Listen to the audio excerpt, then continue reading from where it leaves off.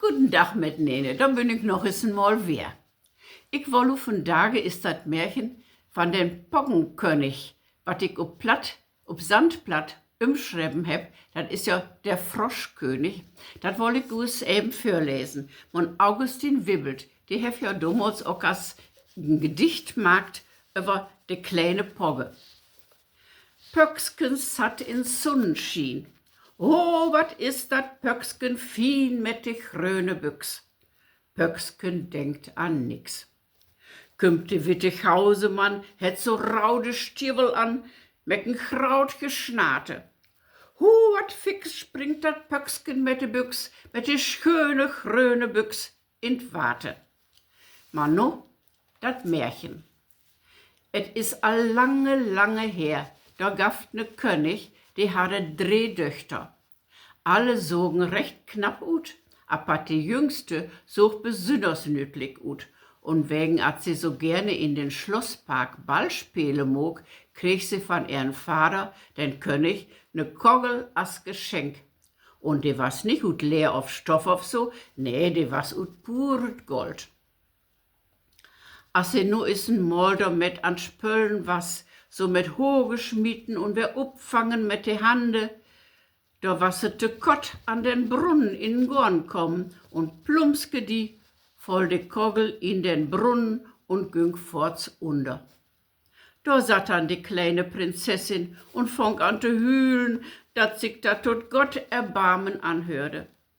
Doch Kotonor bewegen sich dat Water in den Brunnen und wat sprung up den Rand von den Brunnen. Etwas ne dicke, grüne Pogge, auf man sich ja auch war Kiekfosse to.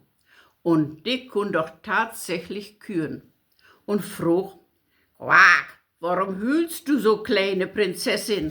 Quack, quack. Ach, sagt sie, ich hühl meine goldene Kogel, die mir in Water fallen is. Da brugst du doch nicht im te hühlen, quack, quack. Die kann ich die doch wer ut den Brunnen halen. Apat Quack, wat gibst du mir als Belohnung?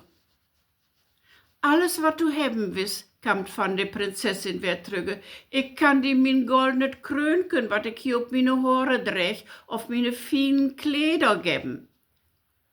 Quack, was soll ich dann mit ne Krone? Die füllt mir ja forts van Kopf. Quack, wann ich mine Sprünge make. Quack, und die finen Kleider, die wird ja kladdenatt, wann ich in Water springe.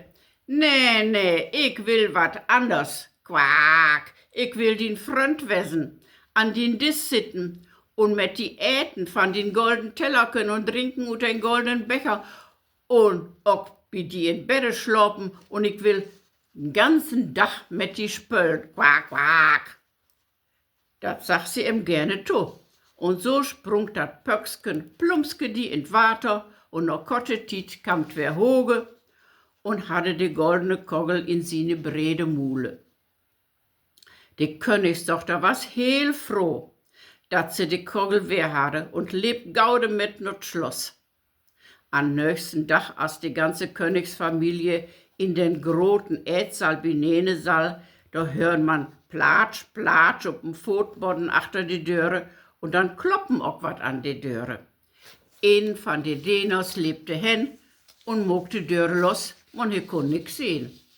Apat doch kloppen mit wer an die Döre und man hör ne quakerige Stimme, die rieb, Quack, quack, Königstochter, mag die Döre los.